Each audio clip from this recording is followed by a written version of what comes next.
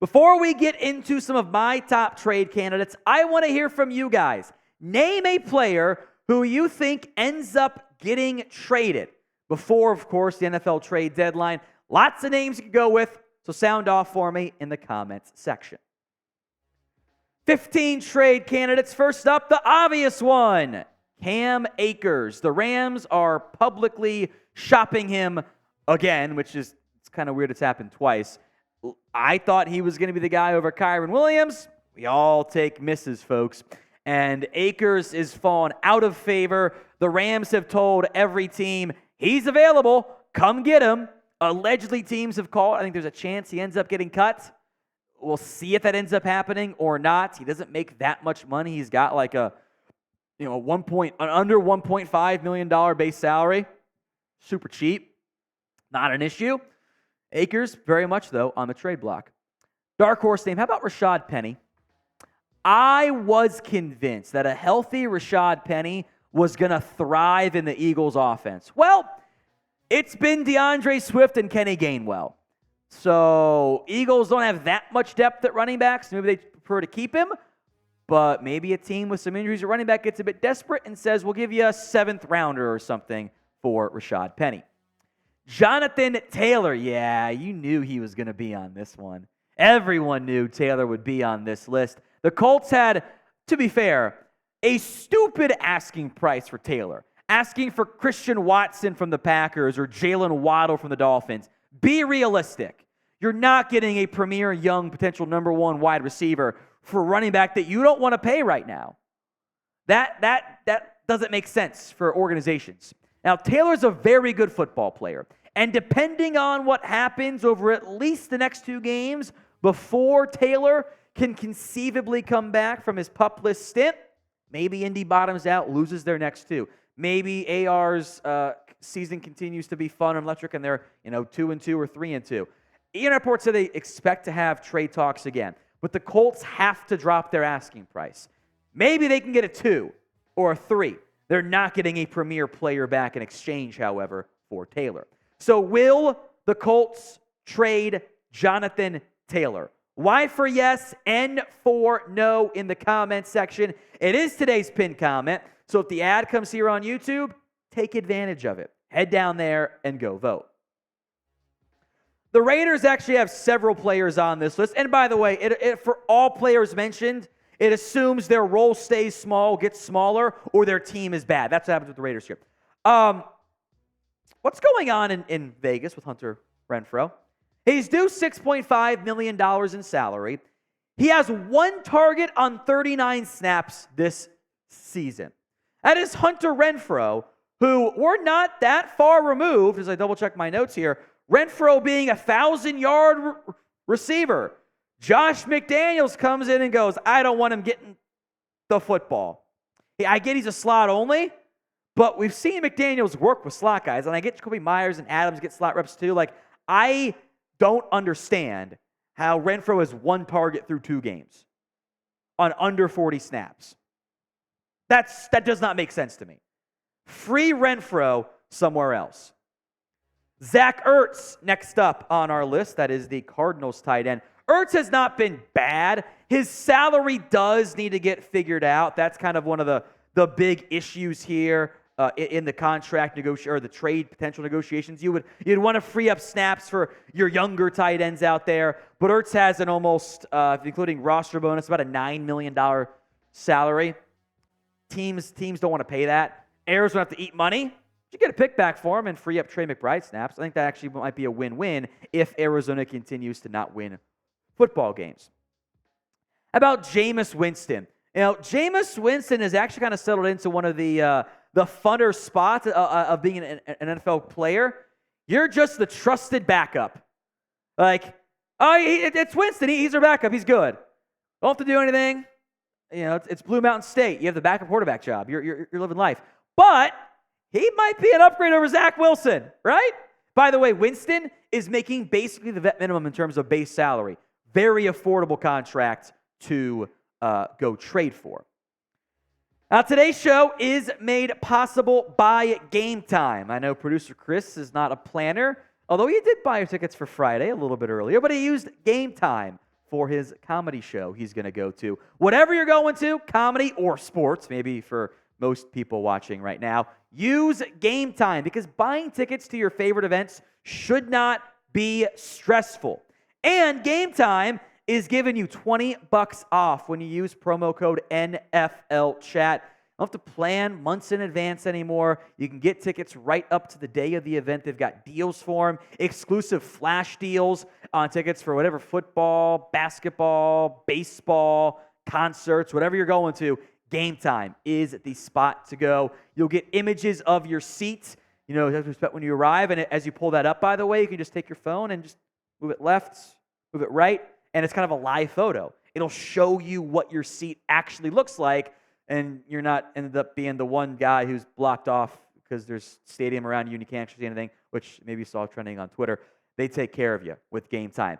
Download the Game Time app today at gametime.co, create an account, and use code NFLChat for $20 off your first purchase. Just go to your profile after you create your account. It's in the bottom right corner. Click the redeem code section. Just type in NFLCHAT. Hit redeem code. Boom. $20 in your account. You'll save some money. Now, terms apply, but create that account. Redeem code NFLChat for $20 off. Download Game Time today for last-minute tickets. The lowest price, all guaranteed. Links in the comments section and in the description of today's show. Chandler Jones is on here, which I almost didn't, because I think there's more going on than just football stuff with Chandler Jones. I think that the Raiders handling of that kind of indicates it. I kind of get some of the earlier Everson Griffin vibes from the Vikings when he was just kind of in a bad place mentally. I hope that's not the case with Chandler Jones. I hope he's doing okay. It's been the weird off-the-field drama. If that gets sorted out, maybe a new destination makes sense for him. There's a lot of weird stuff to figure out. Raiders don't save very much money, by the way, with a trade. Derek Barrnett, Eagles have kind of said they're open to shopping him if they can find the right destination, trade, whatever. Hasn't played that much. Was coming off the ACL injury last year.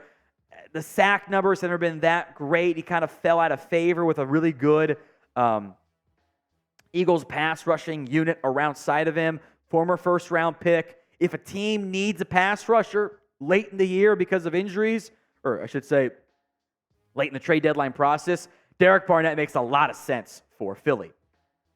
Folks, we are live every Tuesday right here on Chat Sports NFL Daily. Make sure you are subscribed so you don't miss out. Now, you knew Chase Young would be on here, but that would require the Commanders to bottom out. Right now, they ain't trading him. They're only going to do it if they're bad and the call comes in from above the head coach, because Ron Rivera is coaching for his job this year. New ownership, right? We have seen some fun flashes so far out of Chase Young. The raw numbers don't stand out that much from 2022. He didn't have a sack. 2021, it was a sack and a half. He has already exceeded, this year alone, his production. His first 3 years, he had 9 sacks total, right? That's what you see on screen. In 2023, he's already had a sack and a half. So in the 12 games he played 2022 and 2021, he's beaten that figure. He's at 1.5 already. Great first game from Chase Young, and looked a little bit more like the guy the Commanders thought they were going to get, and the guy we saw in his rookie season back in 2020. Those stats, again, entering the season. Only played 1 game so far this year. So put your realistic, somewhat realistic at least, trade ideas in the comments section. Who you see getting dealt? Sound off right now. How about former second-round pick Andrew Booth? I don't think he's that good of a player, but he is a former second-rounder. Those guys tend to have value. He is buried on the Vikings depth chart. I think a fresh start is needed. Andrus Peat, who got a pretty big deal a few years ago, is not starting in New Orleans. I tried to find an offensive lineman. I don't think Pete's that good. I think Saints fans would probably agree with me. But if you're trying to find somebody out there along the offensive line, Pete's a name that maybe you could find a way to acquire. Mike Evans, again, this requires Tampa to bottom out, which so far they've been pretty good. And the last 4 names on this list are big-time names, but it does require their teams to not be nearly as good. The last 4 seasons, again, before this year, Mike Evans had put up 1,000 yards each and every single season. He is already up to 237 this season, 2 touchdowns. You guys can do math. He is well on his way to trending towards getting over 1,000 yards again. Weird quirk on Evans' deal. If he leaves in free agency, the most the Bucs can get, I lose a 5th-round comp pick, regardless of the money, because he's an established older veteran. It's a weird CBA rule. So if the Bucs start to struggle, I do think he could be traded. But maybe they're not going to struggle in the near future. So what will the Bucs end up doing with Mike Evans? I think we have a very different conversation. They didn't begin the year 2-0 right now. T for trade, K for keep. Derrick Henry is next up here. Again, the last 3 names are big names based on what happens if they end up getting shopped. Derrick Henry, for the most part, has been a highly productive football player every single year, and the most part years are kind of what we're at now. Yards per attempt for Derrick Henry after the 5 yards per carry years of 2019, 2020, 4.3, 4.4. Small sample size right now. It's down to 3.6. The only way the Titans trade him in the final year of his contract is if they really start to struggle and suck, and Mike Vrabel says, let's just get some assets back. I think it's highly unlikely, but I did want to make note of it as a big-name option. Aaron Donald, again, if the Rams are terrible the rest of the way, maybe he gets shopped. I know plenty of other NFL teams would want him and Evans and Henry, etc., but the Rams might be just competitive enough to hold on to Aaron Donald.